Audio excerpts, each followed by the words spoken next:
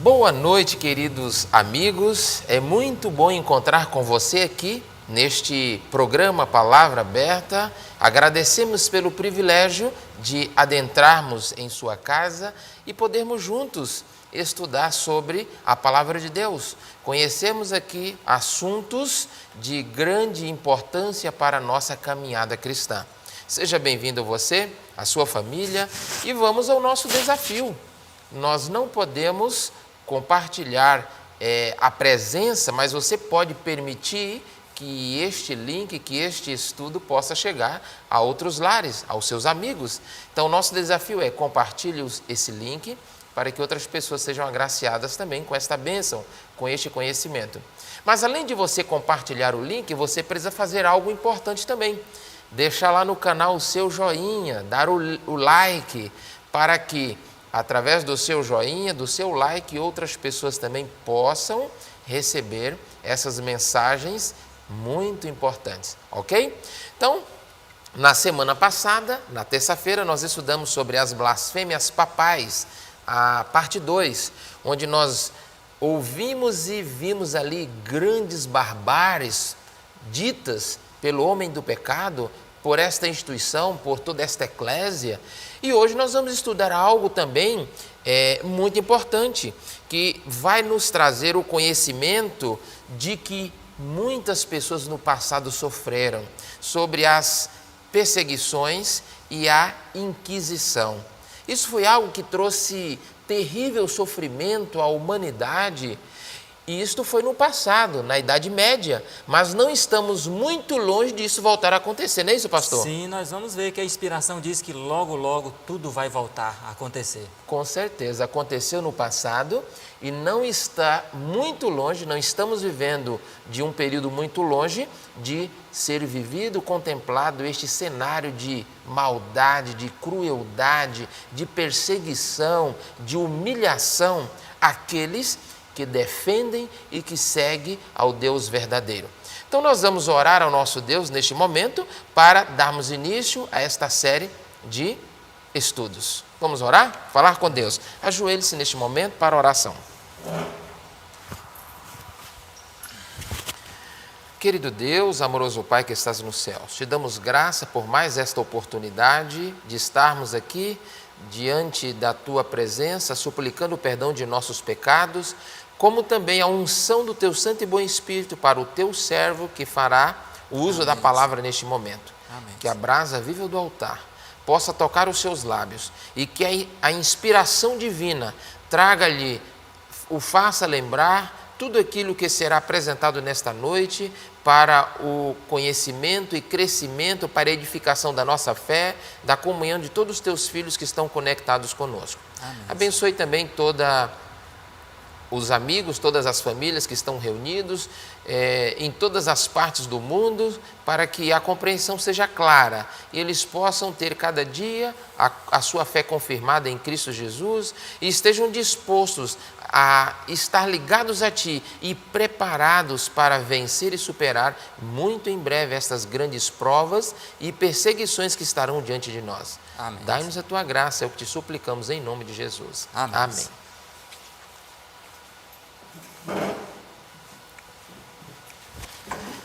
Então, mais uma vez, seja bem-vindo você que está conectando agora, o nosso abraço a todos vocês. E não esqueça de deixar o seu like, compartilhar o link, como também de fazer a sua pergunta aí no chat, mas faça a pergunta relacionada ao assunto que será apresentado, as perseguições e a Inquisição. O que aconteceu no passado na Idade Média. E se a sua pergunta não for relacionada a este assunto, a nossa sugestão, faça a pergunta no chat ou no WhatsApp, você tem o nosso contato, e depois, em outra oportunidade, nós vamos estar respondendo a você, ok? Um abraço, Deus abençoe e, pastor, que Deus te use nesta Amém. noite para a exposição da sua palavra, palavra de Deus. Amém. Sérgio, e aquele recado, você vai dar para o pessoal mais para frente? Vamos dar um pouquinho mais. Tem um recado hoje especial, importante. né? Para dar, né? Para todos. Ok, tá bom. Então, meus queridos irmãos, amigos, internautas e todos que nos assistem aqui Eu quero saudá-los a todos com a paz do Senhor Jesus, primeiramente, e é com essa paz de Jesus que iremos sempre crescer dentro do conhecimento da sua palavra. Nós estamos aqui nessa temporada profética, como falamos, né, há mais de um mês atrás, e hoje é o nosso 5º estudo do capítulo 7 de Daniel. Então nós estamos fazendo um estudo profético voltado ao capítulo 7, estamos esmiuçando pouco a pouco tudo o que se faz referência ao capítulo 7. Começamos, para aqueles que estão vindo hoje pela primeira vez, começamos falando dos 4 impérios. Quem assistiu sabe muito bem, né? Falamos lá dos surgimentos daqueles 4 impérios, baseado na visão de Daniel dos 4 animais, e dentre esses 4 animais, o último dele surgiria ali dos 10 chifres, uma ponta pequena que se desenvolveria, cresceria e tomaria conta praticamente de quase todo mundo. E é justamente dele que nós estamos dando sequência hoje. Hoje é a 5ª parte, então se você não assistiu a primeira, a segunda, ou a terceira ou a quarta, procure aí que você vai conseguir encontrar aí no nosso canal a parte, especialmente pelas datas. Hoje nós estamos na 5ª e nós vamos ainda provavelmente ter uma 6ª parte, que é a conclusão, se tudo correr bem, desse estudo, será ainda na próxima terça-feira, tá bom? Que Deus nos abençoe e nos ajude para isso. Então vamos falar hoje, como está na figura aí, as perseguições e a Inquisição. Bom, esse assunto, as perseguições e a Inquisição, está na Bíblia? Está na Bíblia. Se você abrir aí, na sua Bíblia Sagrada, Daniel 7, nós vamos ver que a profecia já previa esse tipo de situação para a Igreja de Deus, através dos séculos, de maneira especial no período extenso dos 1260 anos. Então, Daniel capítulo 7, versículo 21, diz assim, Daniel fala na visão que ele vê. Eu, Daniel, olhava e vi que este chifre, falando do chifre pequeno, dentre os 10, fazia guerra contra os santos e os vencia. Então, nós podemos dizer que está na profecia. A perseguição e a Inquisição estava profeticamente já prevista por parte da visão que Daniel recebeu. Perceberam aí? Então, meus irmãos, nós vamos para a figura seguinte para poder assim ver passo a passo o que diz a profecia. Vocês se lembram que nos estudos anteriores, baseado no que nós estamos vendo nessa figura aí da ponta pequena, nos estudos anteriores nós falamos que são 13 características que identificam a ponta pequena como o papado, como o sistema católico, tá certo? E nós lemos até aqui já 4 características, hoje é a 5ª característica que identifica o papado como a ponta pequena, certo? E nessa 5ª característica, que é baseada no Daniel 7:21, está na tela aí, vocês podem acompanhar. Fez guerra contra o povo de Deus e prevaleceu contra ele por certo período de tempo, que é baseado no versículo 21. Esse período de tempo foram os 1260 anos. E a guerra que fez contra o povo de Deus é a perseguição religiosa, a falta de tolerância por parte de Roma papal, que não concedeu no passado, né, para as pessoas terem a liberdade de cultuar o Deus que quisesse. Como nós vimos no estudo anterior, as blasfêmias papais, parte 2, nós ali vimos apenas declarações da própria Igreja Católica, não declarações de nenhuma outra organização, dizendo que a Igreja realmente ela não dá tolerância religiosa, e isso ocorreu no passado. Bom, eu coloquei uma passagem que você está vendo na tela, PD, é Profecias de Daniel. É um livro conhecido do povo do Advento. O escritor desse livro é o Uriah Smith, era um teólogo, pastor e teólogo da Igreja Adventista no passado. E ele diz assim, comentando o versículo 21 de Daniel capítulo 7, vejamos as palavras do historiador e teólogo Uriah Smith. Ele diz assim, a Igreja Católica, isso está escrito no livro de Uriah Smith, com essas palavras, a Igreja Católica perseguiu e matou aproximadamente 50 milhões de pessoas em todo o período de perseguição, os 1260 anos.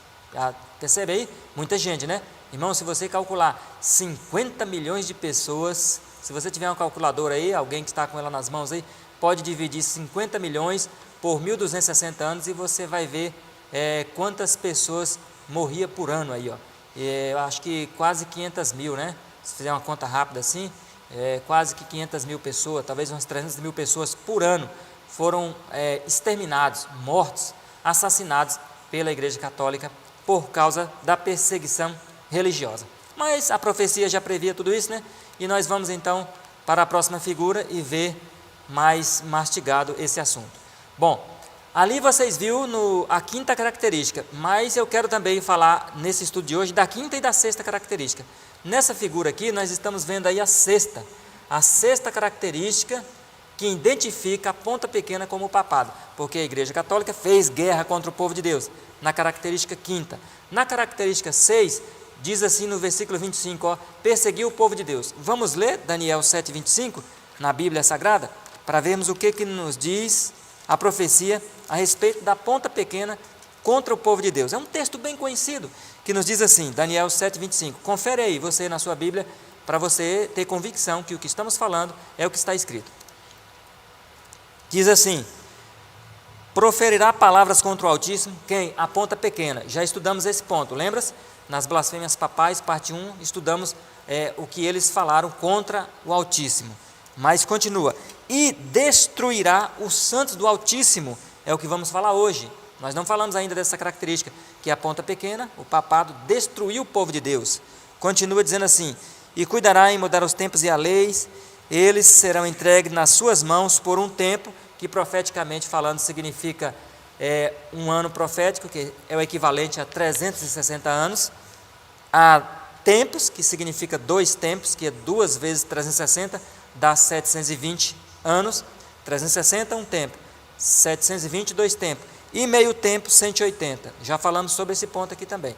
Então 360 mais 720 mais 180 dá os 1260 anos de perseguição papal para cima do povo de Deus, para cima dos fiéis, tá certo? Então nós vemos aí que por meio de guerras, cruzadas, massacres, inquisições e perseguições de toda espécie e por toda parte, a igreja ela desferiu para cima do povo de Deus. Por isso que Apocalipse capítulo 12 diz que a mulher fugiu para o deserto, lembram-se?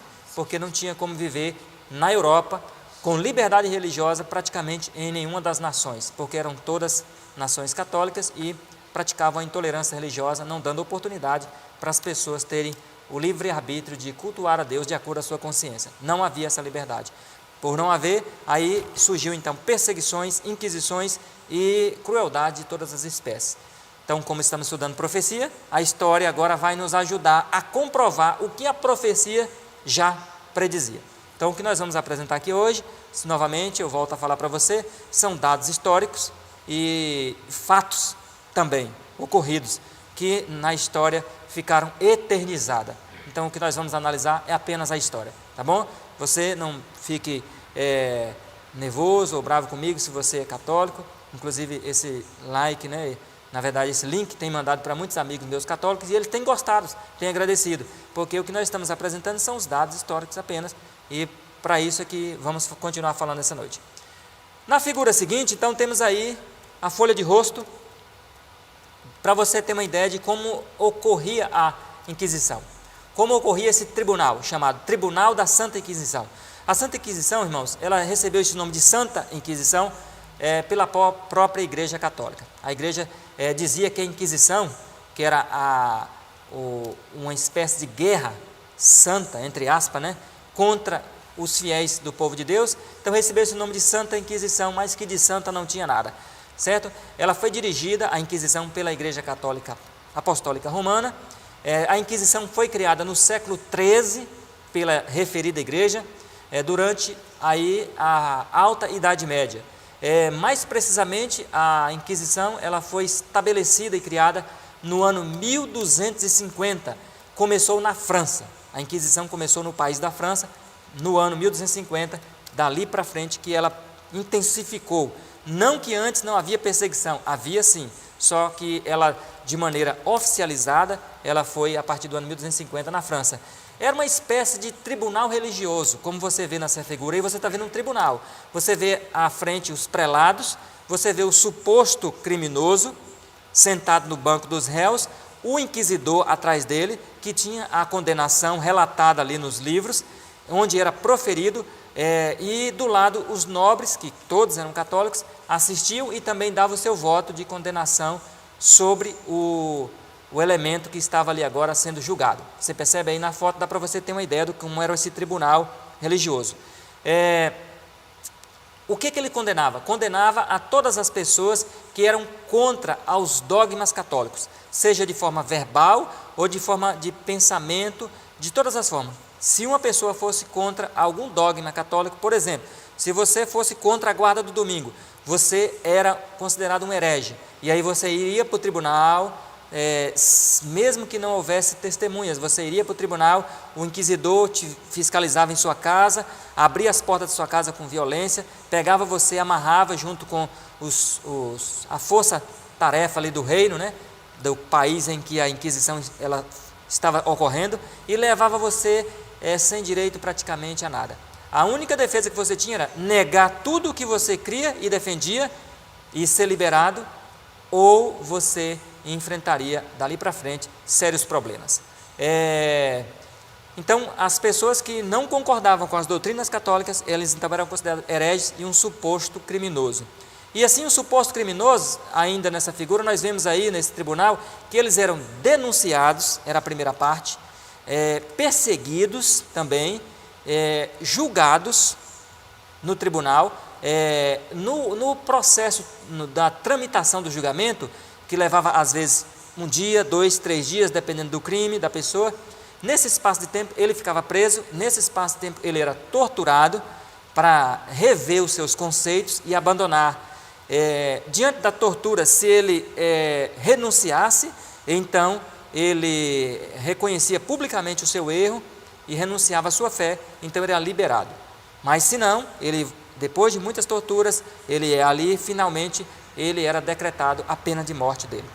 E nessa situação aí, depois de denunciado, perseguido, torturado, aí ele era condenado finalmente à morte. Isso quando ele resistia às torturas. Quando ele conseguia chegar vivo ao fim das torturas, aí ele finalmente era morto. Muitas vezes eles eram mortos em praças públicas, de diversas formas, que nós vamos ver aqui hoje, não apenas queimado. A forma de queimado era a forma mais comum que tinha, mas havia outras formas de serem eliminados essas pessoas que eram ditas hereges pela igreja, certo? E a pena mais leve, realmente, para eles, podemos dizer ali, era uma prisão, talvez a prisão perpétua, era uma das penas mais leves que via sobre o suposto herege.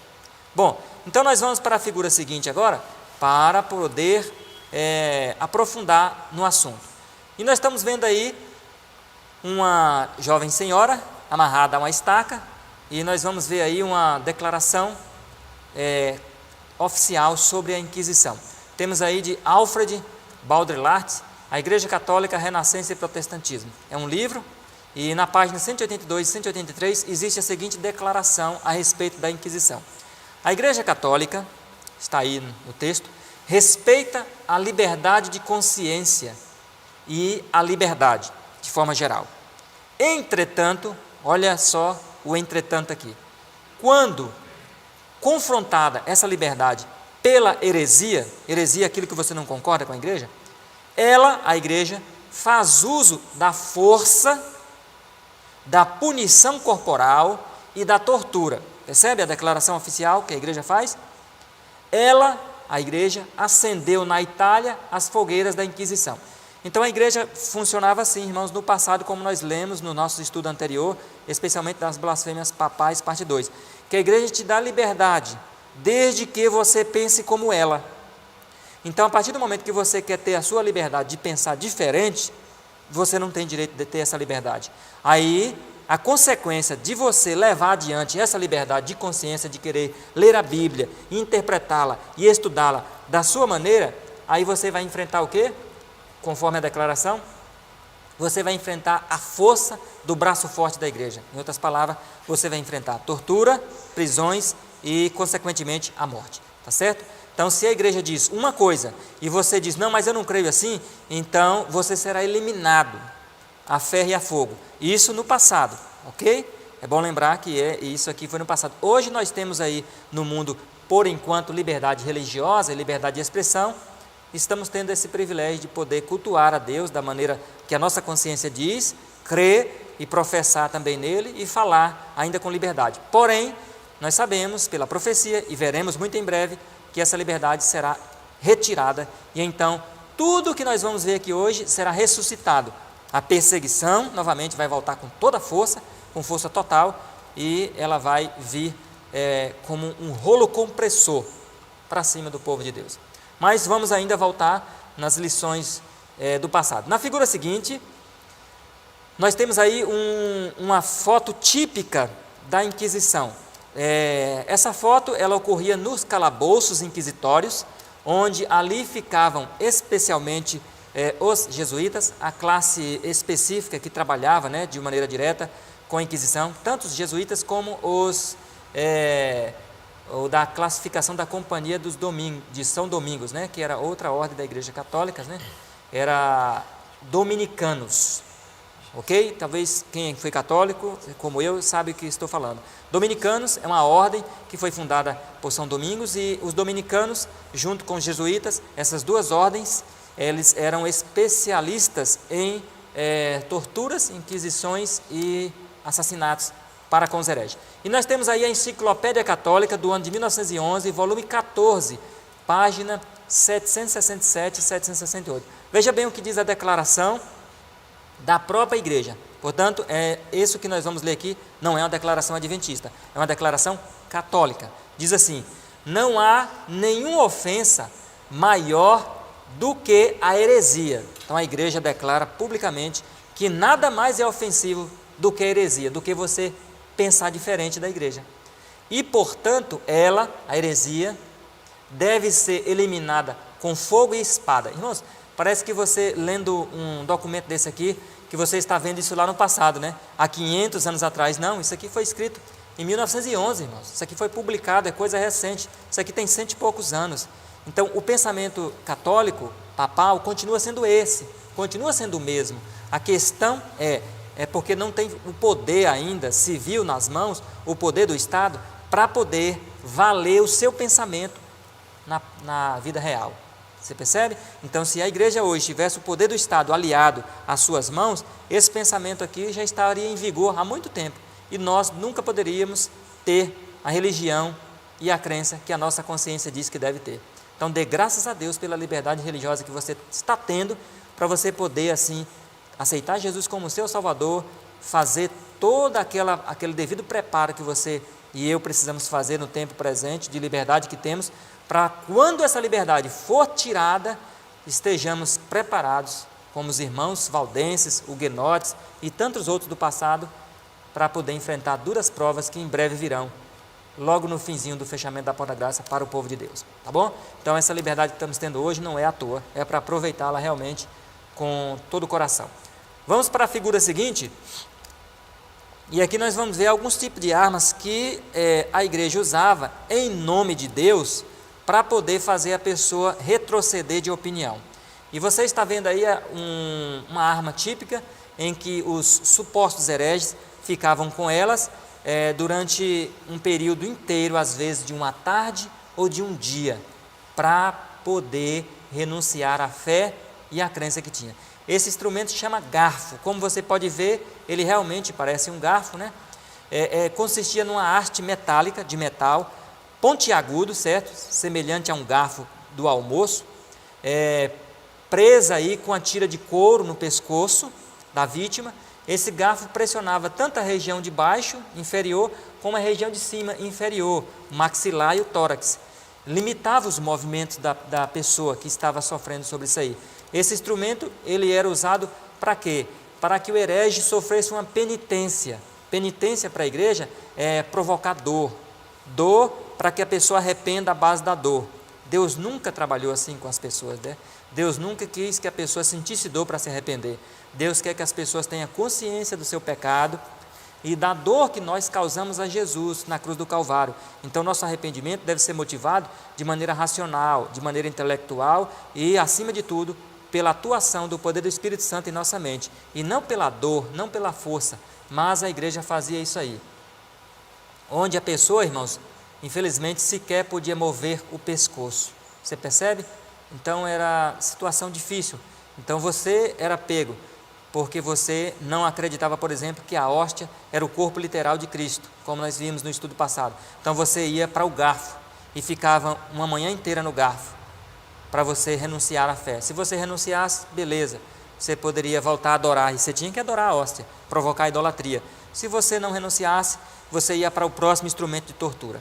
Então nós vamos para a figura seguinte. Pastor, Sim. a gente observa que tamanha crueldade os cristãos sofreram no passado e, como falei no início, você comentou, não está longe, querido amigo, ouvinte, que está nos acompanhando. Não estará muito longe, você passará. E já tem uma pergunta aqui do Nando, será que a igreja católica seria capaz de fazer isso no futuro com o povo de Deus? Será não, e já está em eminência para acontecer. Está em vias de cumprimento. Irmãos, vocês se lembram que nós fizemos estudo aqui, está lá no grande conflito, diz assim, os eleitos de Deus sofrerão dias penosos, irmãos, está escrito, irmão.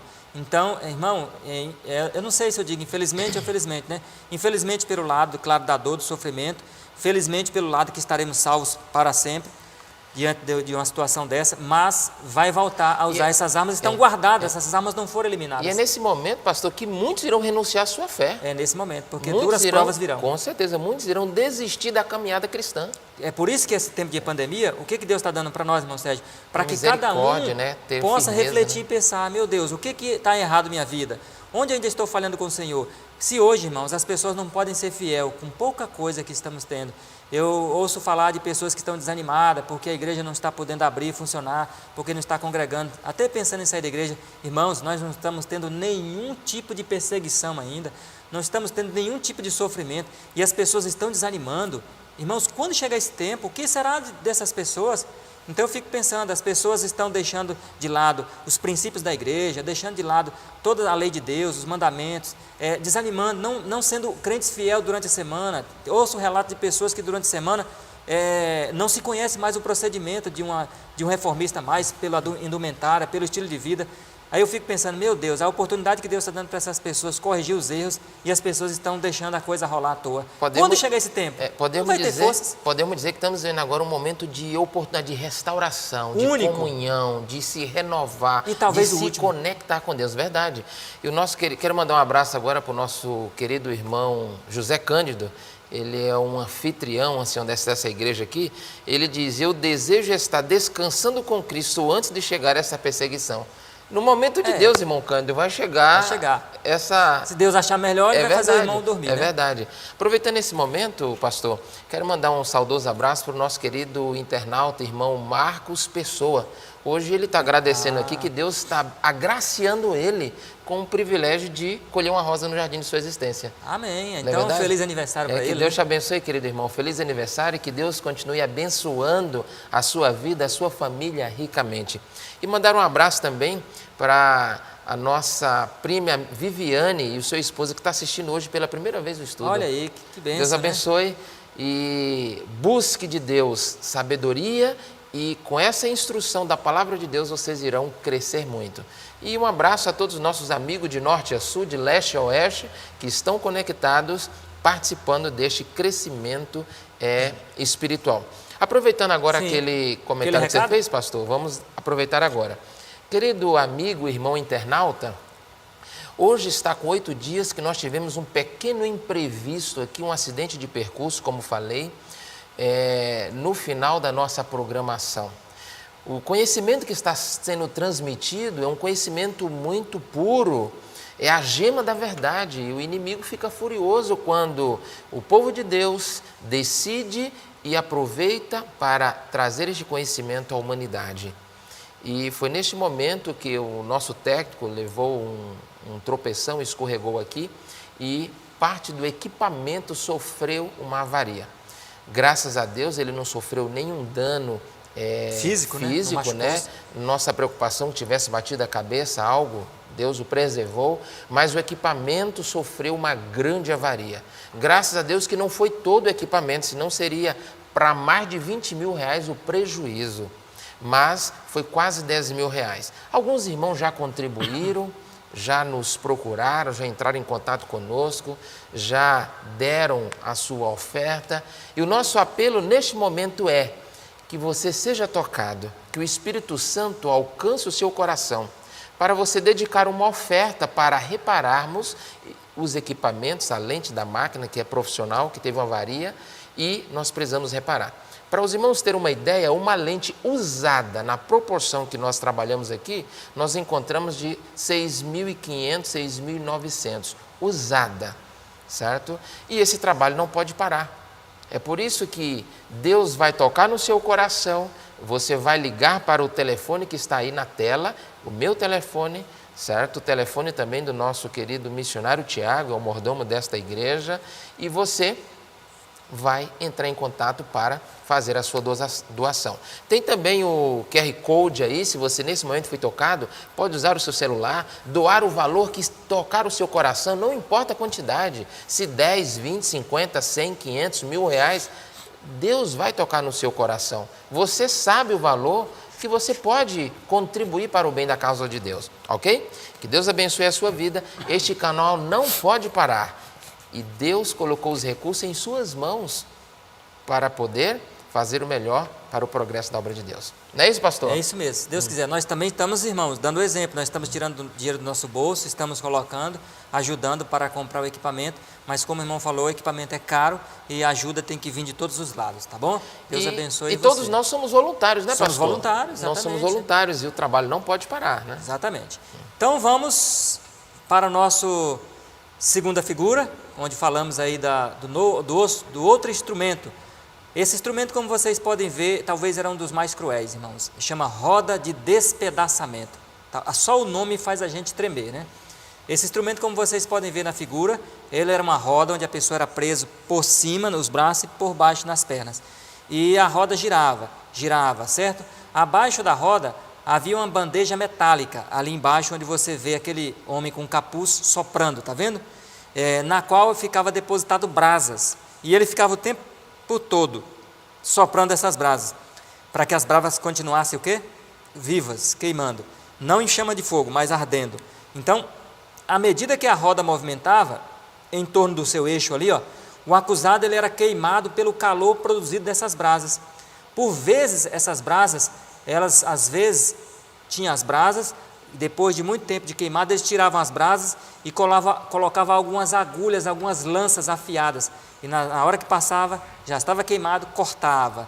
Então este método ele foi utilizado especialmente, segundo a história, por volta do ano 1100 até o ano de 1700, contra os protestantes da Inglaterra, da Holanda e da Alemanha. Então foram os países que mais foram usados essa roda de despedaçamento. A pessoa, na verdade, ela era assada, viva, né?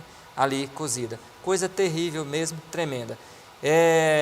Tudo isso no processo de um espaço longo de quase 13 séculos. Na figura seguinte, tinha também outro meio de despedaçamento que era cruel. Ele era desse supostamente aí, como vocês veem na figura, amarrava-se o elemento entre 4 cavalos, o herege, que não cedia ao pensamento que a igreja apresentava. Então ele era o cavalo, de cada lado era açoitado para que os cavalos corressem ao mesmo tempo e assim a pessoa era partida aos pedaços seus membros. Na figura seguinte nós temos ainda outro instrumento aí, eram instrumentos aparentemente simples, as máscaras. As máscaras de ferro que tinham, né? Essas máscaras eram usadas para punir os delitos menores. As vítimas eram obrigadas a se exporem publicamente com as máscaras usando na rua. Como eram máscaras de metal e tinha uma chave que fechava, então a vítima que usava essas máscaras, o inquisidor ali ele fechava, lacrava, e essa vítima ficava com essa máscara às vezes dias. Nesse caso o incômodo ele não era tão imenso quanto os outros, mas publicamente as pessoas sabiam que essa pessoa que estava com a máscara era um herege. E o que as pessoas faziam? Nem se aproximavam dele mais. As pessoas, os vizinhos, os parentes e amigos procuravam se afastar o máximo possível dessa pessoa, porque quem se aproximasse dessa pessoa poderia também ser cúmplice das ideias dele e também das suas crenças. Por isso, essa pessoa primeiro era envergonhada publicamente nesse primeiro passo até chegar a outros instrumentos. Na figura seguinte, nós ainda temos aí outros exemplos de algumas máscaras, você pode ver, percebe? Algumas mais complicadas, outras menos complicadas. A pessoa tinha dificuldade de comer, de beber água, com muita dificuldade. Ela podia se alimentar. Na figura seguinte, nós temos ainda outro instrumento aí, ó. Esse instrumento é chamado Dama de Ferro. Olha que nome, né? Dama de Ferro. Consistia no quê? Era um sarcófago, como você vê aí, tipo aqueles que colocavam as múmias no passado. Só que esse sarcófago era todo de metal. Como você vê na figura, ele tinha espinhos metálicos, ou seja, os espinhos não eram de madeira, eram espinhos de ferro, hastes de ferro, na verdade, né? Lancetas também chamado.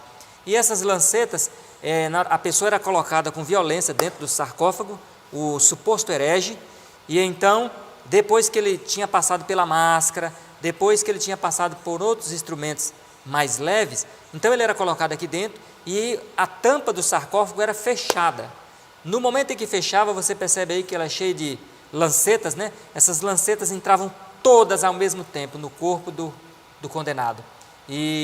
Mas por incrível que pareça, irmãos, a coisa era tão assim projetada de forma maquiavélica que esse método de tortura, as lancetas de ferro eram colocadas em posições que não atingisse o coração, que não atingisse o pulmão, porque era a propósito que a vítima ficasse ali dentro, perfurada por horas ali dentro. E às vezes ela morria, alguns porque perdia sangue, outras ainda incrivelmente sobreviviam, porque as lancetas não atingiam a altura do coração. Tudo para que a pessoa permanecesse mais tempo viva e sofresse mais. Vamos para a figura seguinte. Essas figuras seguintes são cada uma mais difícil, né? Talvez você pode até se assustar, mas isso foi uma realidade na vida dos nossos queridos irmãos do passado. Isso é para você ter ideia. Esse instrumento chama-se arranca-seio, Sérgio. Esse instrumento, olha como ele funcionava. Ele era assim, era um instrumento que era usado somente nas mulheres, nas esposas dos queridos protestantes, né, do passado. Esse instrumento ele era aquecido na brasa viva, as suas pontas, sempre aquecido, e então depois que, como era de ferro, o ferro ficava da cor do fogo, da cor da brasa, então o inquisidor, geralmente, como eu disse para vocês, ou um jesuíta ou um dominicano, pegava o instrumento e colocava lentamente nos seios da pessoa, da mulher, que não renunciava à sua fé e à sua crença, e eles também condenavam mulheres que praticavam aborto com esse tipo de crime também, não apenas cristãos. Mulheres que abortavam e eram denunciadas também sofriam essa penalidade aqui. Colocavam lentamente, como o instrumento é pontiagudo e quente, aí você imagina, né? Queimando e derretendo e penetrando na carne. E depois eles puxavam lentamente e saíam os seios da mulher inteiro. Imagina só que tortura e dor. Sim, fechar a e dor da penetração, fritar e puxar aquilo cru, terrível, exatamente, né? Terrível. Então, a pessoa morria depois de hemorragia. Nós temos aqui, pastor, muitos comentários de alguns internautas, alguns irmãos dizendo que queria estar descansando nesse período, mas tudo é no plano de Deus. Tudo é no plano de Deus. Deus não permite nem que uma folha caia. Exato. Sem o consentimento dele. Não podemos esquecer que Deus dava graça para essas pessoas. Com certeza. O Espírito Santo batizava elas. Nenhuma prova vem sobre ti, querido irmão, sem que Deus dê o quê? A capacidade de você suportar. E tem outra pergunta aqui do Zenaildo, pastor. Graça e paz, por que esses instrumentos não têm falado deles no livro do último conflito, do grande conflito? Alguma coisa fala, mas não tão diretamente como descrito, né? Exatamente. Irmãos, é porque a história é muito extensa, irmão. Zenaildo, né? Zenaildo, a história é muito extensa. Se o grande conflito fosse falar toda a história, a própria Ellen White diz assim, se fosse falar tudo, irmãos, precisava de 2 grandes conflitos. Para você ter uma ideia de que é muita coisa, muito conteúdo. Isso que eu estou mostrando para vocês talvez não chega nem à metade. Então é conteúdo demais. Então pode vir outra pessoa daqui uns tempos e mostrar outro conteúdo a mais. Porque o conteúdo é imenso, é vasto. Então o grande conflito não pôde abarcar todas as informações possíveis que estavam ali, mas fez o que pôde, né? Através do poder de Deus. Então, irmãos, o importante aqui está na carta de Hebreus, que Deus não veio sobre vós tentação sobre-humana que não podeis suportar. Então, todos esses fiéis do passado aí, eles suportaram pela graça de Deus e aguentaram. E aquilo que eu digo para vocês, né? Deus hoje, o que Deus está pedindo para nós hoje? Apenas que sejamos fiéis na luz que temos, que nos portemos ao lado da verdade e do direito. Então, o que Deus pedia para essas pessoas no passado? Deus pedia o sangue, a vida deles. E se Deus pedisse o seu sangue hoje e a sua vida? Mas em breve Ele pedirá. Em breve Ele pedirá. Porque nós sabemos que profeticamente, Apocalipse capítulo 20, versículo 4, fala que muitos daqueles que irão compor os 144 mil serão mortos também de forma dolorosa e torturante nas mãos aí da igreja romana. Tá? Você pode conferir lá o texto que eu falei, que você vai ver que ainda tem dias trabalhosos para a igreja. Na figura seguinte, nós vamos para ela aqui agora, e nós vemos aí o berço de Judas. Então, irmãos, era assim, cada país, não era todos esses instrumentos que tinha em Roma. Roma tinha a maioria deles, e cada país tinha alguns instrumentos diferentes um do outro. O berço de Judas, por exemplo, é um deles, que tinha muito na Inglaterra. Como você vê na figura, onde a pessoa sentava, ela era sentada de forma pontiaguda nesse objeto triangular, né? Forma piramidal, na verdade, de madeira às vezes, de metal. A pessoa sentava nua, sem roupa, sentava ali encaixado, e a vítima era sustentada por correntes do lado, você percebe aí, colocada sentada, sempre feito isso em calabouços subterrâneos, porque as vítimas às vezes gritavam, né? Sentiam muita dor, e então eles não queriam que outras pessoas soubessem e vê-se tanto o sofrimento das pessoas. Às vezes a corrente e as cordas que amarravam a pessoa era afrouxado para que a vítima pudesse, todo o seu peso ser comprimido ali, certo? E geralmente o que acontecia com isso aqui? Era pressionado o ânus da pessoa, às vezes era estilhaçado, quando era mulher, o órgão genital dela também era totalmente estraçalhado.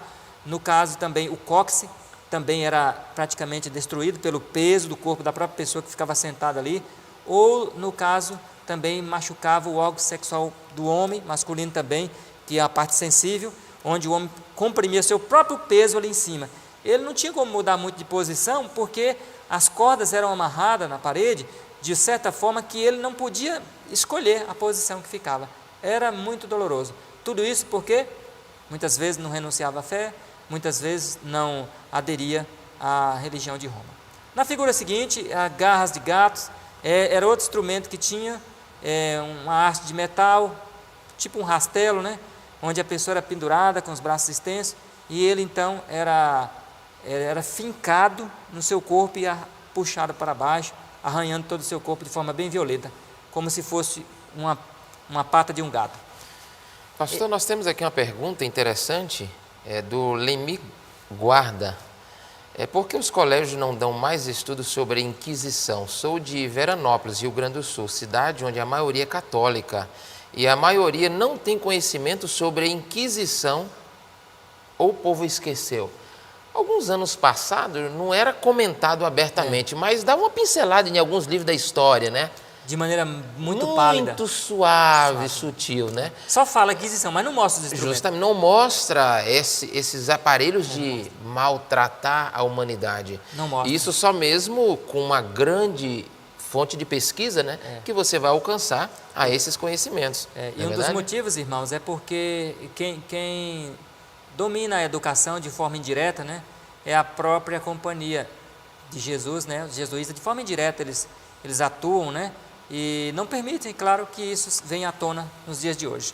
Mas está nos livros. Se você for em qualquer fonte de um bom livro aí sobre a Inquisição, você vai encontrar todos os instrumentos, são centenas. Na própria internet, né, pastor? Na internet, na própria internet, digita numa boa lá, biblioteca, se você for, vai você vai encontrar tudo isso aí. Isso aqui não é invenção de ninguém, da nossa parte. E a Cícera pergunta também, há registro da quantidade de pessoas que negaram a fé em média uma posição? Nós falamos lá no início 50 milhões. Mas o irmão Paulo aqui, ele falou que você está assim, com estimativa muito baixa, que ele já viu para mais de 100 milhões, entendeu? Na verdade, cresce que tem mais de 100 milhões. Mas eu dei um dado de um livro chamado Profecias de Daniel, do teólogo e historiador Ian Smith, né?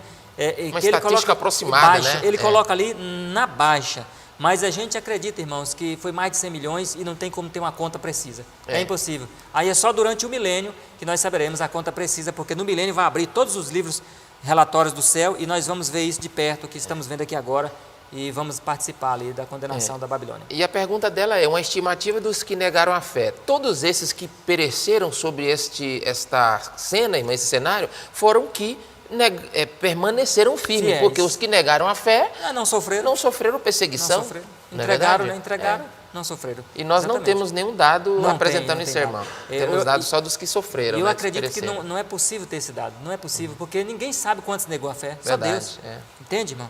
Então vamos para a próxima figura. Nessa figura seguinte é um instrumento também muito cruel, chamado pera. Instrumento metálico no formato semelhante a uma fruta, a uma pera. E o instrumento era introduzido na boca, às vezes no ânus ou às vezes no órgão feminino, onde a vítima tinha essa ponta dessa argola onde se puxava e ele abria lá dentro. Na boca quebrava os dentes, estourava a garganta, o maxilar, e na região íntima do homem ou da mulher você já sabe o que causava, né? Destruía praticamente tudo, né? Era usado para punir principalmente algumas pessoas também por adultério, não apenas os cristãos, mas punia pessoas que supostamente cometiam adultério, punia também os homossexuais com esse instrumento aqui, punia os incestos que ocorriam, né, nas famílias, pessoas que abusavam dos seus próprios familiares, e puniam também aquelas pessoas que eram denunciadas, que tinham, na época era muito complicado na Idade Média, irmãos, toda pessoa que tinha uma vida diferente das demais, os próprios vizinhos denunciavam. Então pessoas que tinham, era denunciada pessoas que tinham um suposto contato com o inimigo, então denunciava e a igreja ia lá, causava essas maldades aí. E isso também era usado para os protestantes também da Alemanha. Então vamos para a figura seguinte, chegando na parte conclusiva aqui dos instrumentos. Cadeira de pregos, como você vê, é uma cadeira aí toda formada de pregos pontiagudos, né? Onde a vítima era despida e sentada ali, amarrada firmemente com os braços pressionados com essas tiras de couro, onde a vítima ficava ali. Em outras versões a cadeira possuía uma bandeja embaixo, onde ele sentava, uma bandeja inferior, onde colocava brasas também, e essas brasas eram queimadas ali, para além de furar, queimar também o corpo da pessoa. Na outra figura, o nome desse instrumento já diz tudo, cadeira das bruxas. Você percebe aí a posição que a pessoa era colocada com os pés e ficava para baixo, pendurado ali. Era uma espécie de cadeira a qual a pessoa era presa de costas no assento e as pernas voltadas para cima, no encosto ali. Esse recurso era usado para imobilizar a vítima e intimidá-la com outros métodos de tortura, por incrível que pareça, como cócegas. Você acha que não é ruim, né? Mas você imagina a pessoa, quando ela ri e não consegue mais, a pessoa passa mal de tanto rir. Começa a doer tudo, dói a barriga, dói as cordas vocais, dói tudo, no limite do riso. Então era uma tortura desse tipo. A pessoa ficava pendurada horas ali pelos tornozelos e doía muito. Agora, o nome dela era cadeira da bruxa, né? Agora você sabia que quem ia para essa cadeira, sabe quem é que ia? Era todas as pessoas que tratavam com medicina natural. Era considerado um bruxo ou uma bruxa. Então você imagina, se você fizesse um simples chá na Idade Média e dissesse para a pessoa que estava com a dor de barriga, com a tosse, com a bronquite, com a febre, que você tinha um chá ali e os outros vizinhos seus ficassem sabendo que você gostava muito de chá, eles te denunciavam para a igreja de que você era uma bruxa ou um bruxo, porque você mexia com chá. Já pensou? Que absurdo! Então você não podia ter o direito nem de tomar um chá para medicinal. Se fizesse, tinha que ser muito escondido, muito bem guardado, porque você era tido como um bruxo. E aí você ia para essa situação tão difícil. Na figura seguinte, nós temos aí o cavalete. O cavalete, a vítima era posicionada, deitado, de modo que suas costas ficassem apoiadas sobre um fio cortante e os braços amarrados para cima e os pés para baixo. E 2 carrascos jesuítas rodavam, né, ali a espécie de rodona, para que os membros do corpo fossem deslocados, braços e pernas. Aí a pessoa não conseguia mais ficar em pé, não conseguia mais movimentar o braço, porque deslocava os braços e as pernas, isso quando a pessoa não morria. Na outra figura temos aí o esmaga-cabeça, que é uma figura que já diz aí, né, onde a pessoa era colocada a sua cabeça nessa espécie de capacete, com o queixo fixo no ferro, e então, na medida que girava, perguntava-se para ele: você renuncia à sua fé, à sua crença, você aceita o Papa como vigário de Deus? E a pessoa dizia não, eles iam apertando, apertando, até que chegava um momento que esse maxilar que liga aqui na parte superior, é o mandíbula, né? A mandíbula que liga ao maxilar, torava, estourava isso aqui, quebrava, e a pessoa não tinha mais condições de mastigar. Esse movimento aqui, ó, não se fazia mais, porque quebrava a união. Então era coisa terrível, né? Isso quando não estourava a própria cabeça. A próxima figura temos dois instrumentos comuns aí que era usado. Um está de um lado, você pode ver, que é a mesa de evisceração. O nome já diz, evisceração. Era uma mesa que o condenado ali, o herege, cortava-se a sua barriga a sangue frio e amarrava-se uma linha metálica aos seus intestinos, às suas vísceras, e ia puxando vivo o intestino da pessoa.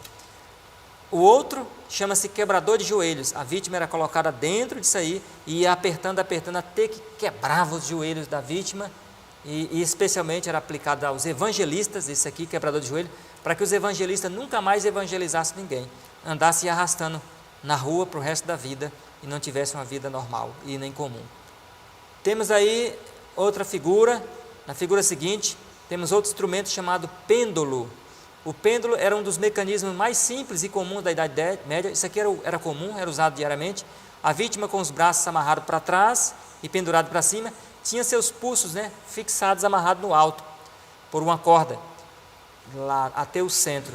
A corda puxava o elemento, ele ficava pendurado alguns momentos, e depois de uma entrevista com o herege, suposto herege, e ele não negava a sua fé, então essa roldana que vocês veem aí era solta instantaneamente. Aí a pessoa vinha descendo com toda a força, o seu próprio peso do seu corpo, e antes dele cair no chão, eles travavam a roldana com a corda, e então a pessoa era freada com o próprio peso do corpo.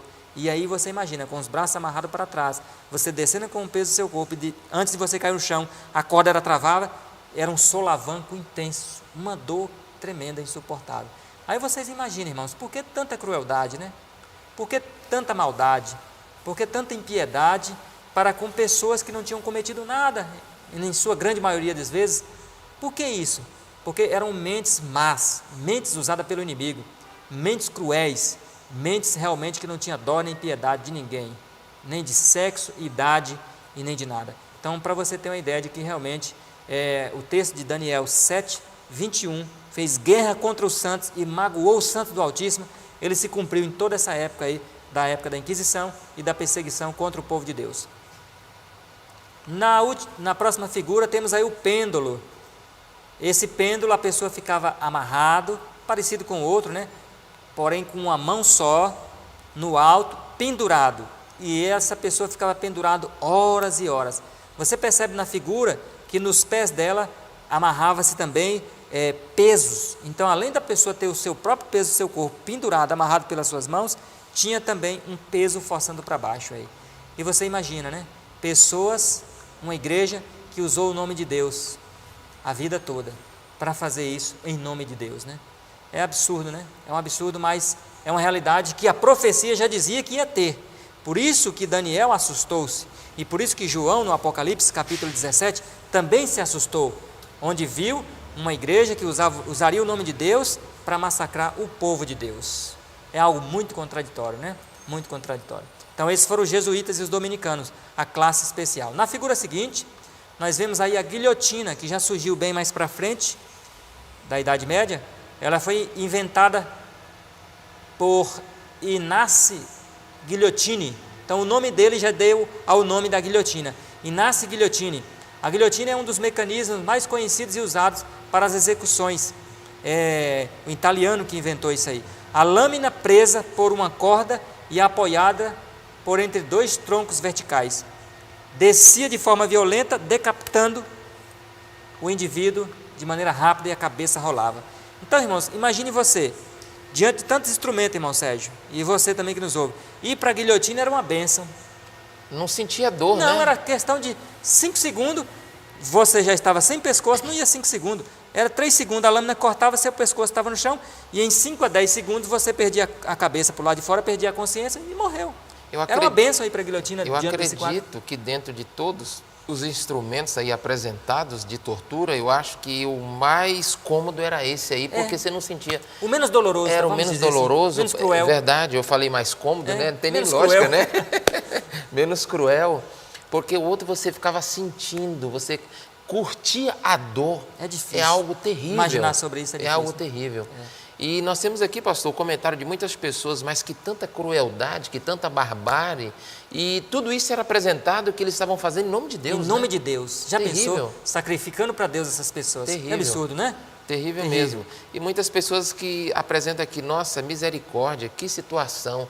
E nós vemos assim, tudo isso aí eles apresentavam em nome de Deus. E nós estamos chegando, querido amigo ouvinte, momentos que nós vamos atravessar situações como essas e um pouquinho mais profundas. Que estejamos preparados, alicerçando a nossa fé e tendo convicção de que Deus capacitará a cada filho seu a suportar essas tremendas, essas horrendas provações.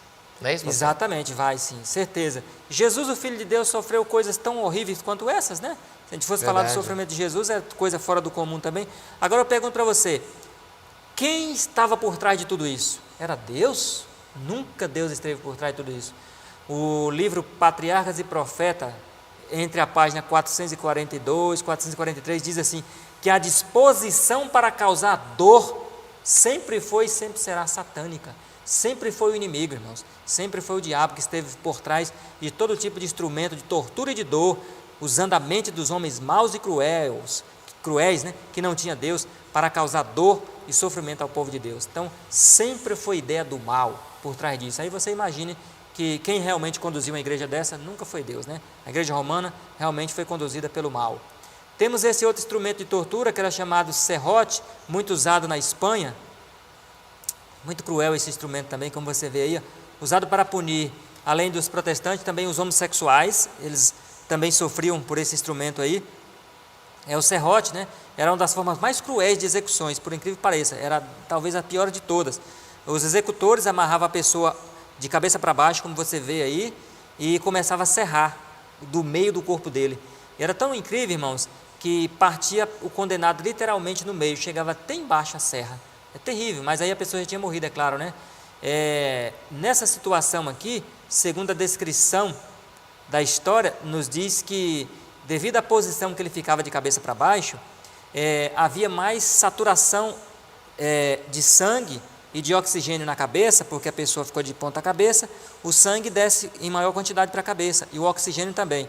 Então, quanto mais sangue no cérebro e mais oxigênio, mais consciente a pessoa fica por mais tempo. Então, a pessoa sofria mais, por um tempo mais prolongado, devido à quantidade de sangue e oxigênio no corpo. E em algumas situações, as próximas vítimas ficavam embaixo daquele que estavam mortos, sofrendo, para que as próximas vítimas sofressem o pânico e o terror psicológico. Tudo para abandonar aquilo que criam. Vamos na figura seguinte. Não vamos nem nos demorar em cada figura, né, para a gente não sentir tanta a aflição da dor dessas pessoas. Essa morte, na figura seguinte, era chamada empalamento. E eu fico pensando, irmãos, onde chegava a crueldade dos jesuítas e dos dominicanos, porque a mentalidade desses homens era tão terrível que enfrentava cada instrumento pior do que o outro. Você pensa que já chegou o fim, aquele instrumento ali já era o pior de todos.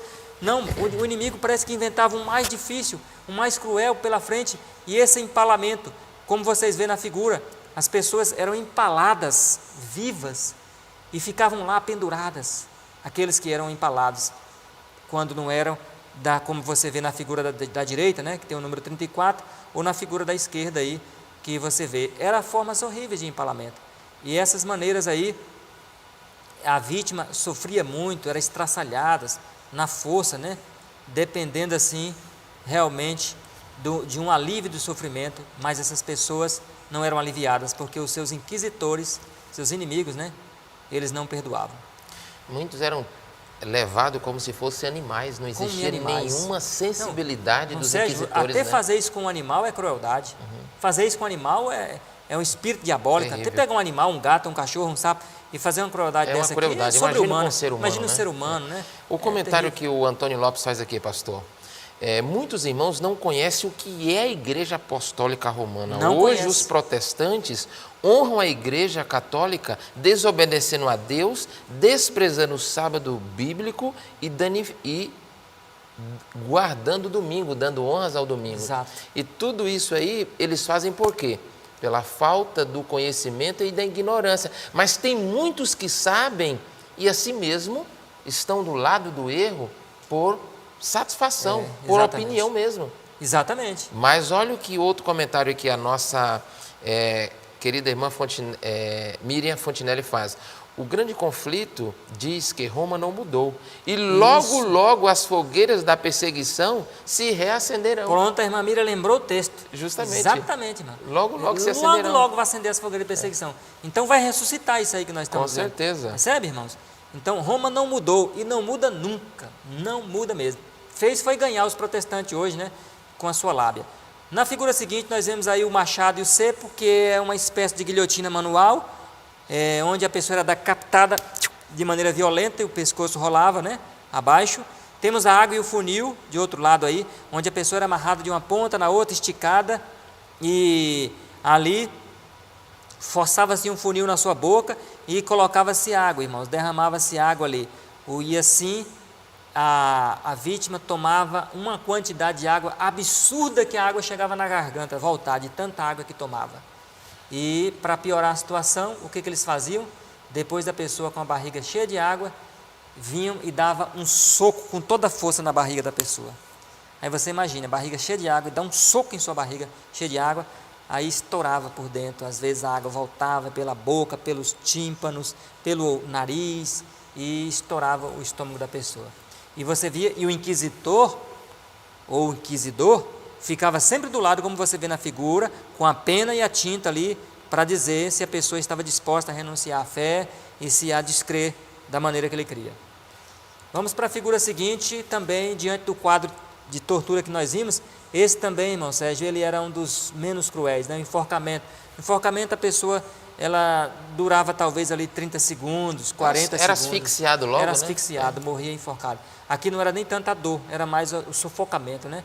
Então tinha essa maneira aí, né? O condenado era amarrado primeiro pelo pescoço, depois soltava o cadafalso, que ele ficava, né? E aí não tinha base para ele segurar o seu pé, e o seu corpo descia e ele morria enforcado. Na figura seguinte, temos aí o que nós podemos dizer que é a forma clássica da Inquisição, a fogueira, como vocês veem aí. Este é um dos métodos de execução mais conhecidos, né? Utilizado pela Inquisição durante a Idade Média.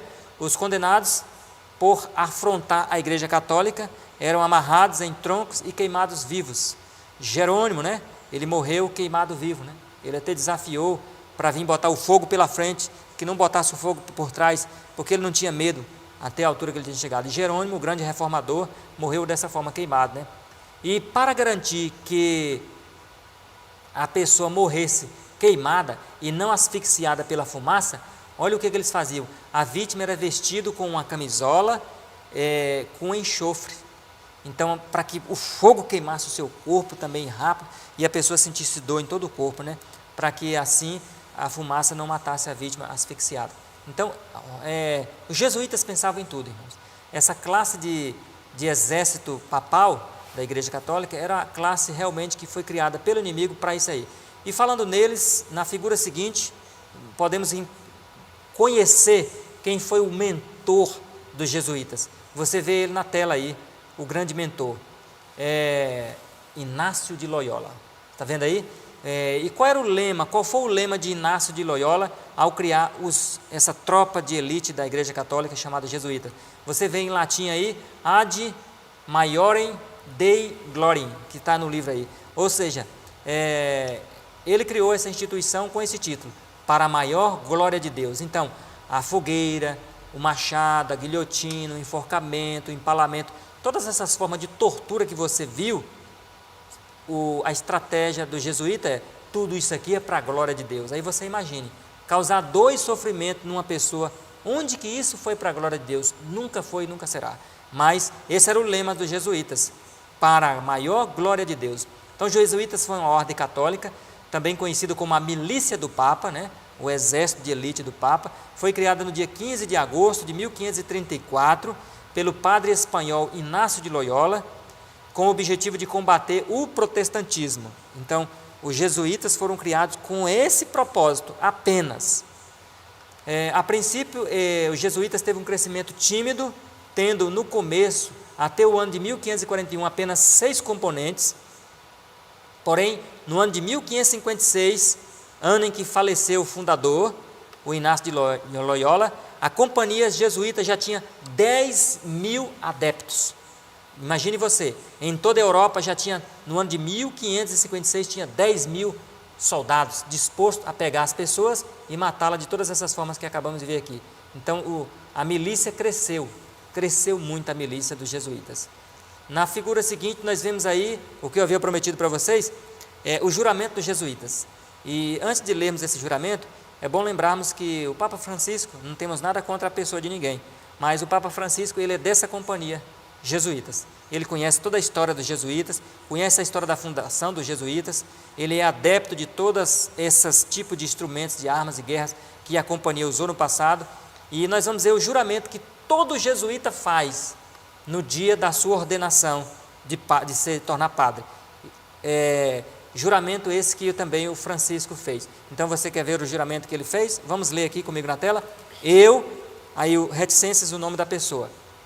Em presença de Deus onipotente, da bem-aventurada Virgem Maria, do bem-aventurado São João Batista, São Pedro, superior da companhia de Paulo III, e continuada até hoje, pelo ventre da Virgem Maria, Mãe de Deus, por Jesus Cristo, declaro e juro que Sua Santidade, o Papa, é o vigário de Cristo e o único verdadeiro chefe da Igreja Católica ou Universal em toda a terra, que, em virtude das chaves para abrir e fechar, dadas à Sua Santidade, por meio do Salvador, figura seguinte, Jesus Cristo, tem ele, o Papa, poderes para depor os reis hereges, príncipes, estados, comunidades e governos e destruí-los sem crime algum, certo? Então o Papa, perante o juramento dos jesuítas, eles apoiam total que o Papa pode destruir qualquer pessoa sem cometer nenhum crime. E até hoje, não sei se você sabe, o Papa é o único ser humano no planeta Terra que não pode ser condenado por nenhum tribunal terreno. Se o Papa cometer qualquer crime, assassinar, por exemplo, seu filho, sua esposa, seu esposo, não dá nada, não vai nem a tribunal nenhum na Terra, porque ele está acima de qualquer tribunal. Ele é o único homem na Terra que pode cometer qualquer crime e não pode ser julgado. Continua o juramento. Assim, pois, com todas as minhas forças, defenderei, diz aqui o jesuíta, esta doutrina e os direitos de Sua Santidade contra os usurpadores heréticos protestantes, especialmente, aí como isso aqui é antigo, né? Da Igreja Luterana, da Alemanha, Holanda, Dinamarca, Suécia e Noruega, e dos demais ramos da mesma especialidade, na Irlanda ou no continente americano, e de todos os aderentes a quem se, próxima figura, a quem se considera hereges, os hereges e usurpadores, inimigos da Santa Igreja de Roma. Declaro mais e prometo que não terei opinião. Olha o que o jesuíta diz, ele não tem opinião e vontades próprias, nem reserva mental alguma, percebe? Senão que, como um cadáver, o jesuíta se considera um cadáver na mão do Papa, obedecerei incondicionalmente, quer dizer, sem nenhuma condição, a cada uma das ordens que receba de meus superiores, da milícia do Papa e de Jesus Cristo. Prometo e declaro que farei quando se me apresenta a oportunidade, guerra sem quartel, secreta ou abertamente, contra os hereges, próxima figura, Então, os jesuítas fazem guerra de maneira secreta. Hoje, os jesuítas, por exemplo, estão implantados em quase todas as igrejas, em quase todas as denominações, para minar a fé e a doutrina das pessoas. E no passado foi de maneira aberta, né? Porque no passado não tinha liberdade religiosa, hoje tem. E protestantes, percebe? Tal como se me ordene fazer, extirpá-los-eis da face da terra. Então, esse é o juramento que eles fazem, de extirpar os protestantes da face da terra. Que não tomarei em conta idade, sexo ou condição. Pode ser um bebê, uma criança. Que enforcarei, queimarei, destruirei, envenenarei, cegarei, estrangularei vivos. A esses infames hereges abrirei os ventres das suas esposas e baterei com a cabeça de seus filhos nas paredes, a fim de aniquilar essa execrada raça. Só uma pausa aqui. Não sei se você sabia, os jesuítas, eles esmagaram, irmãos, as cabeças das crianças valdenses entre as pedras e as rochas, na presença dos pais, para fazer com que os pais valdenses abandonassem a doutrina dos valdenses. Você sabia desse detalhe?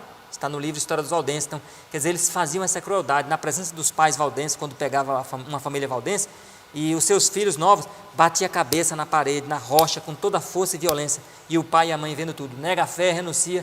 E o valdense, irmãos, imagine você como pai, como mãe, e ver fazendo isso com o seu filho gritando de dor, e você, pela fé em Jesus, você tinha que aguentar. Vamos aqui para a tela. Que, quando não posso fazer isto abertamente, figura seguinte, empregarei secretamente a taça de veneno. Quantas pessoas jesuítas nos envenenaram? Quantos presidentes? A estrangulação, o aço do punhal, a bala de chumbo, sem ter consideração a honra, a classe, dignidade ou autoridade das pessoas, quaisquer que sejam suas condições na vida política, percebe aí que os jesuítas influenciam a política das nações, ou privada, tal como me tenha sido ordenado em qualquer tempo pelos agentes do Papa, em qualquer época, ou pelo superior da Irmandade do Santo Papa, padre da Companhia de Jesus. Para isso, consagro-lhe toda a minha alma e todas as minhas forças físicas. E, figura seguinte, o juramento está terminando. E com a adaga que agora recebo, escreverei meu nome, diz o jesuíta, com sangue, o sangue dele mesmo, em testemunho desse juramento.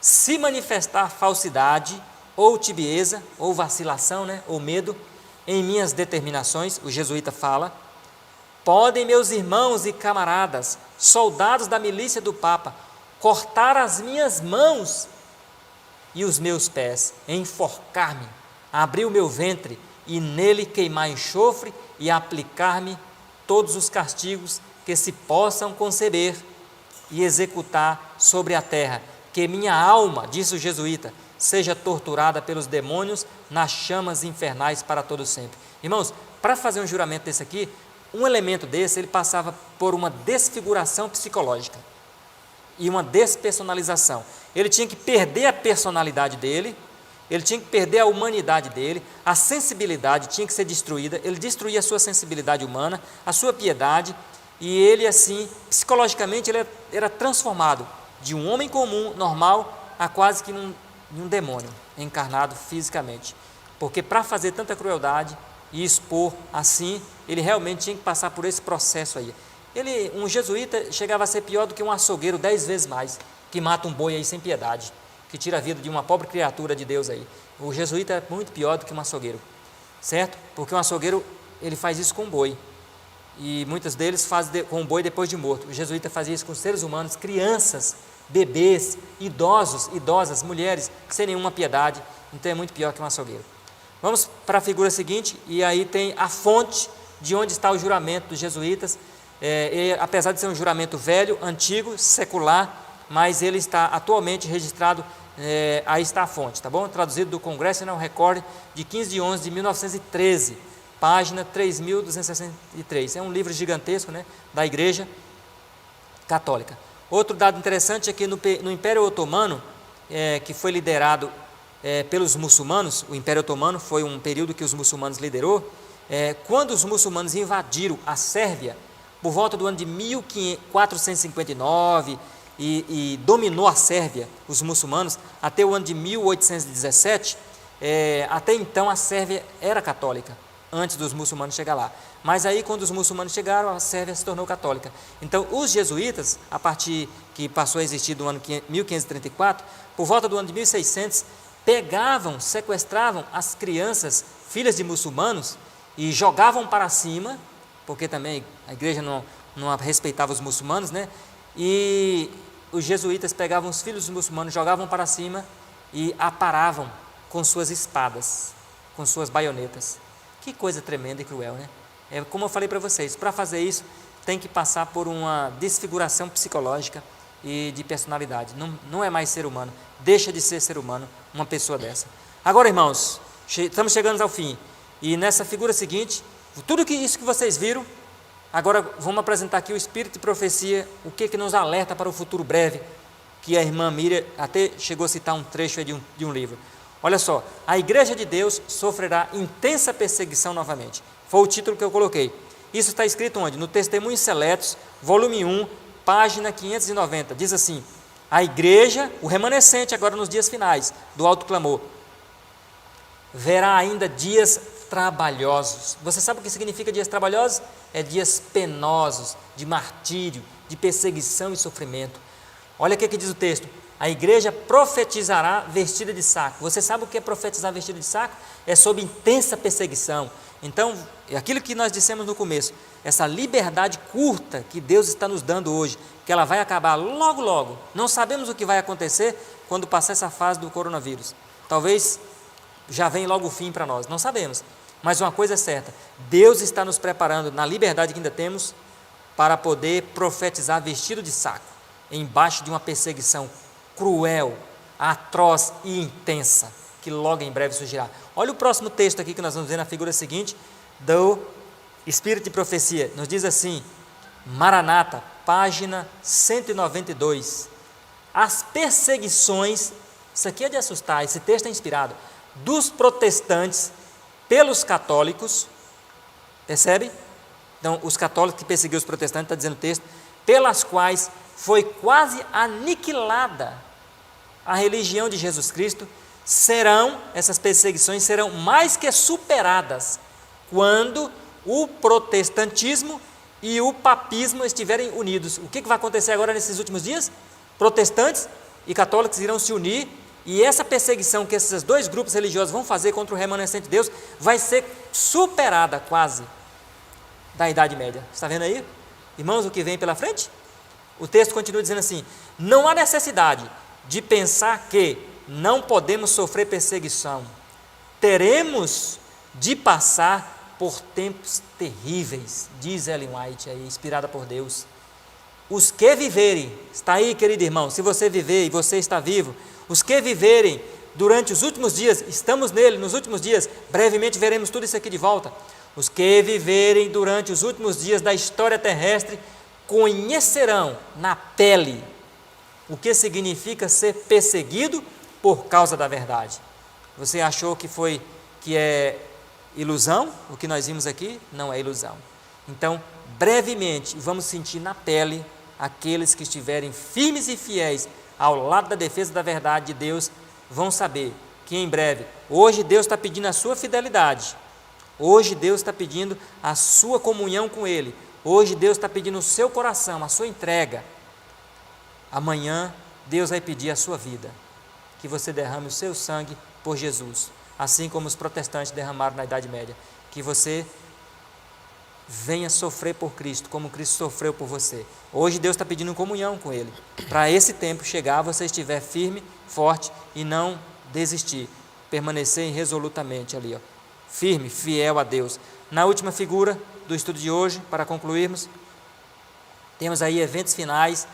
O texto está na página 256, diz assim: a igreja remanescente, que somos nós, os 144 mil, terá de passar por grande prova e aflição.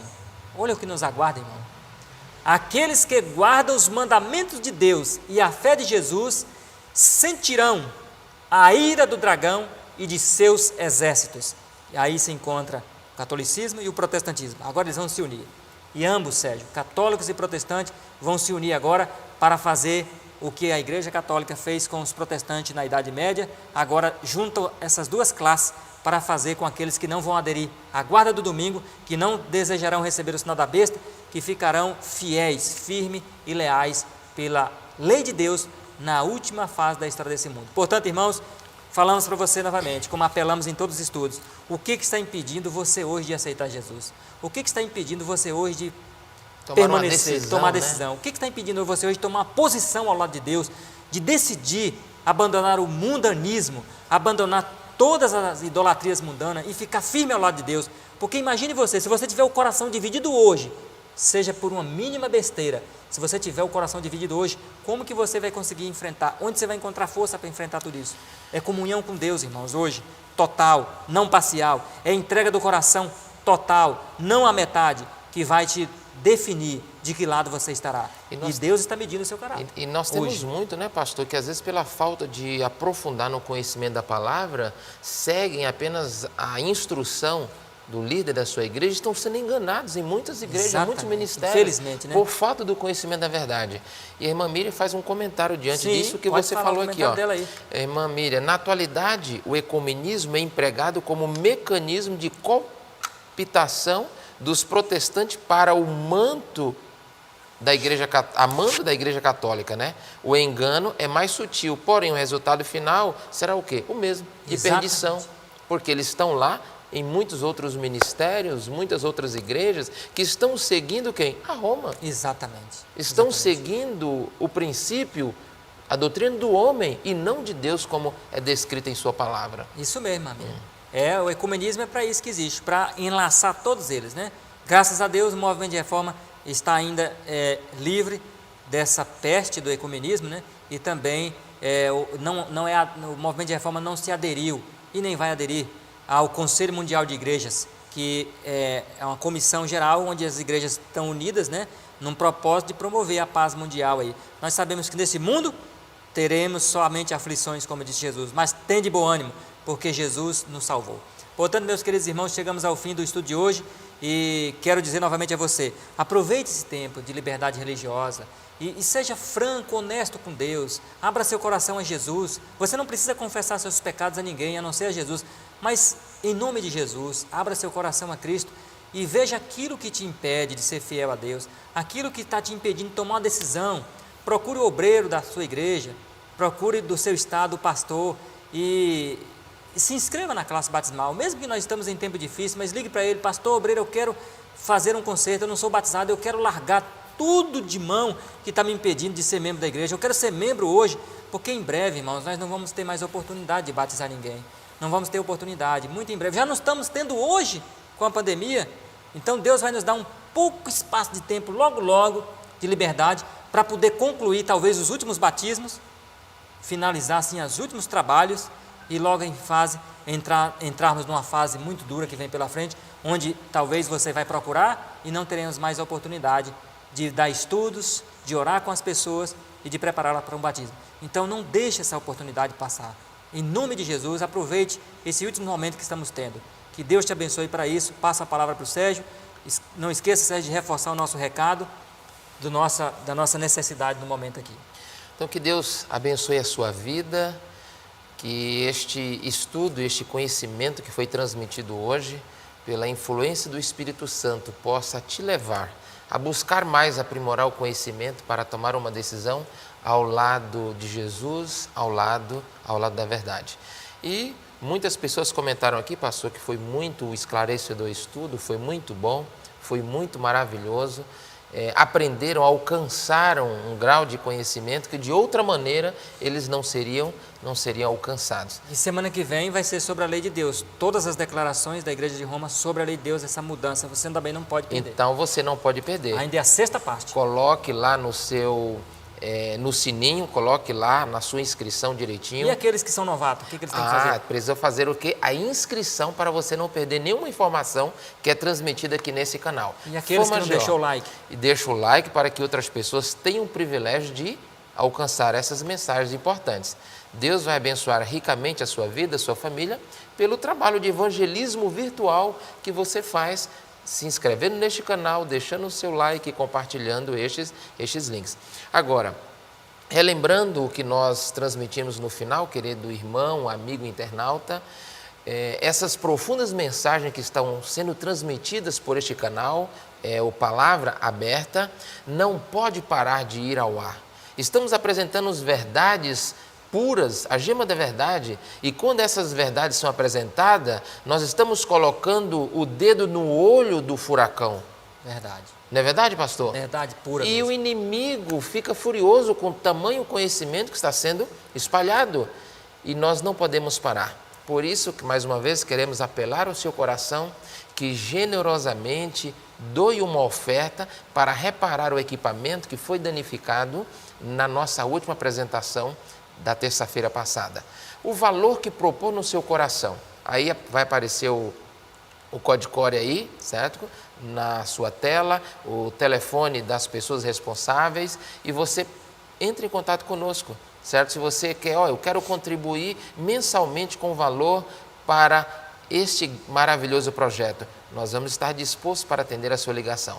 Ou então você, com o código que aparece aí, única também, né? Justamente com o código que aparece aí na sua tela, se você quer apresentar, quer doar uma oferta única, fica à sua disposição. E Deus vai abençoar grandiosamente a sua vida pela sua dedicação em contribuir com o crescimento deste farol da verdade.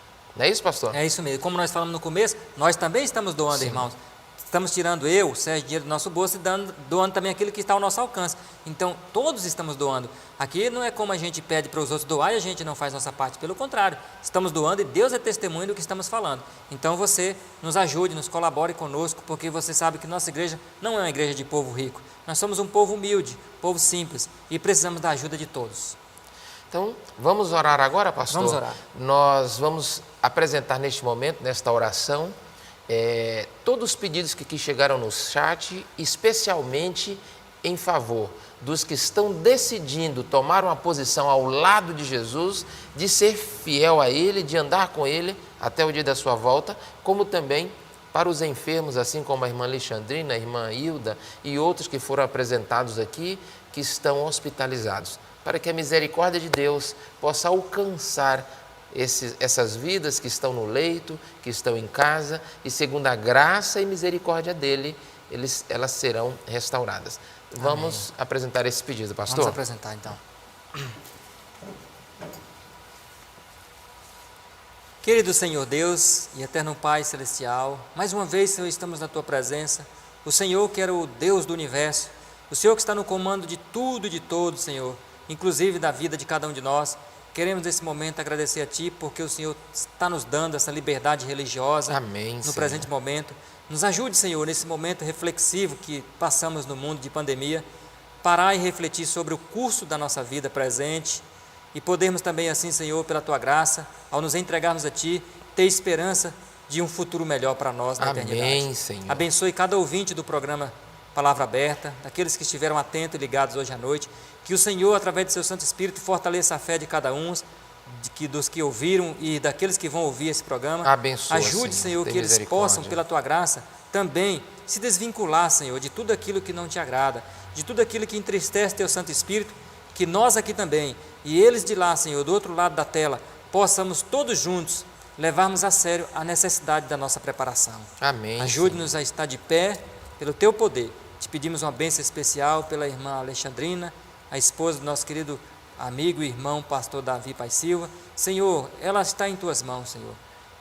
Que o Senhor possa fazer a Sua vontade na vida dela, que o Senhor possa ter misericórdia, se for da Tua vontade, o Senhor possa curá-la e tirá-la daquele local, daquele leito, dando a ela, sim, Senhor, a oportunidade ainda de fazer o Teu trabalho missionário ao lado do seu esposo. Amém. Mas como o Senhor sabe de tudo e o que é melhor para cada um, que o Senhor conduza, e se for da vontade do Senhor, que ela também venha descansar, e o Senhor possa amparar a fé e com a Tua graça do seu esposo, Senhor. Tem Que o misericórdia. Senhor esteja na liderança de tudo e acima de tudo. Abençoe os outros demais irmãos que pediram aqui no chat nessa noite, cada um deles que pede pela cura, cada um deles que está doente, os parentes, os amigos com Covid, ou outros problemas, Senhor, outras necessidades, sejam espirituais, sejam materiais, ou mesmo emocionais. Que o Senhor visite cada um na sua dificuldade, que o Senhor visite cada um na sua necessidade e dê a Tua graça acima de tudo, para podermos, Senhor, logo, logo, sairmos vitoriosos como a igreja triunfante da profecia, em nome de Jesus. Amém, Amém. Senhor. Amém. Então, querido amigo, queremos agradecer a sua presença e participação de hoje. Sabemos que ainda necessitamos deixar alguns likes. Nós tivemos hoje mais de 180 pontos de conexões e só temos 171 likes. Você, antes de sair, deixa o seu joinha lá no canal para que outras pessoas sejam abençoadas também com esta palavra de hoje. Queremos agradecer em especial a Márcia, amiga da nossa amiga Joana, que esteve presente. Deus te abençoe, Márcia. E também, pela primeira vez que esteve participando desse estudo Palavra Aberta, a Viviane e o Raul. Que Deus te abençoe, prima. E busque o conhecimento da palavra. Não permita que as influências humanas sejam maiores do que a descrição da palavra de Deus. Deus vai te abençoar ricamente em sua decisão. Queremos agradecer também nosso querido amigo Carlos Pessoa, nosso irmão Duda, lá de Costa Marques, e todos os nossos amigos e irmãos de norte a sul, de leste a oeste. Obrigado pela sua presença. Não esqueça de deixar o seu joia, certo? E o QR Code está aí para você fazer a sua doação. Nós precisamos de aproximadamente quase 10 mil reais para reparar os danos dos equipamentos, ok? Aguardamos você amanhã às 20 horas para o que, pastor? Amanhã para o culto de oração, né? Isso, amanhã teremos um momento de intercessão, onde vamos orar por você, por sua família, vamos orar também pela sua conversão, pela restauração das vidas e aguardamos você às 20 horas da manhã aqui neste canal. Que Deus esteja contigo. Amém.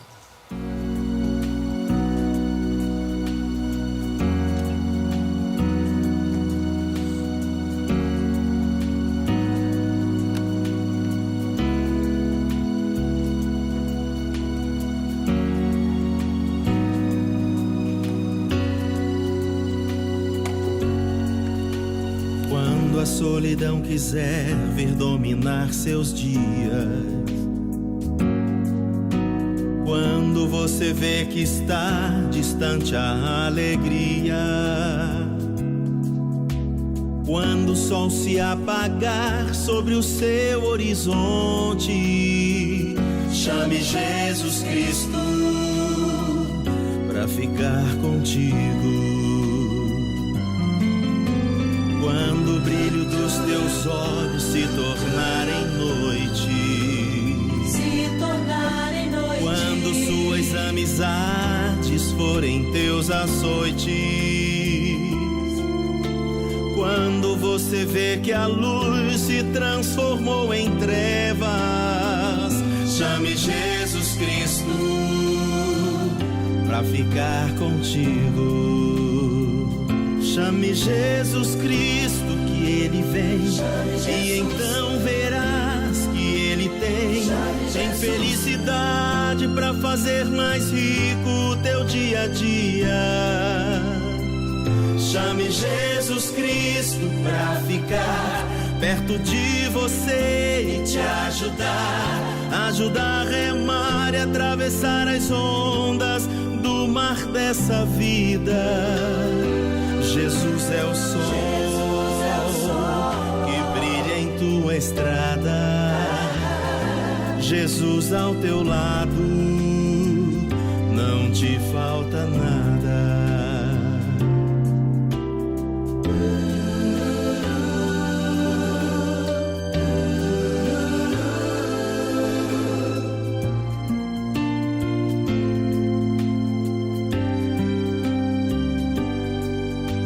Quando aparecer espanto pelo teu caminho,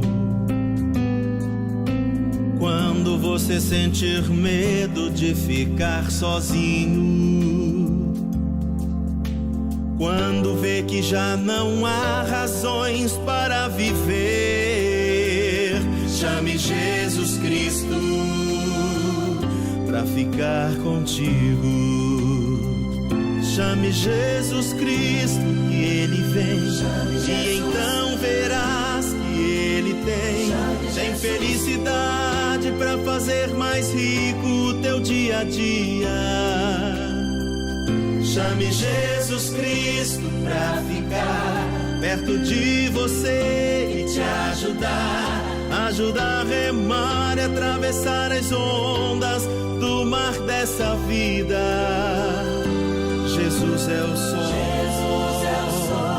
que brilha em tua estrada.